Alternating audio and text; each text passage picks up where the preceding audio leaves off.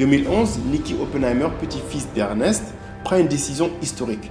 Ils vont vendre De Beers.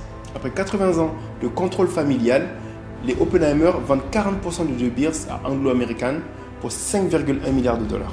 Et en 2012, Nicky Oppenheimer quitte complètement le conseil. C'est la fin de l'ère Oppenheimer.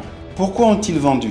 Parce qu'ils ont compris que le monopole était complètement mort et qu'il valait mieux sortir au sommet plutôt que de sombrer avec le navire. Aujourd'hui, De Beers est toujours un acteur majeur. En effet, ils n'ont plus le monopole, mais leur part de marché en 2024 s'élève quand même pour De Beers à plus de 30%, Alrosa en Russie 28%, Rio Tinto en Australie 12% et les autres producteurs environ 30%. Le marché est fragmenté, les prix sont moins contrôlés et les consommateurs achètent de moins en moins de diamants naturels. Alors, que retenir de l'empire Oppenheimer? Les Oppenheimer ont quand même réussi quelque chose d'extraordinaire, à savoir transformer un caillou sans valeur intrinsèque en un symbole universel de l'amour. Ils ont créé un monopole parfait pendant 100 ans, contrôlé près de 90% d'un marché mondial et inventé une tradition qui n'existait pas. Ils ont généré également des centaines de milliards de profits.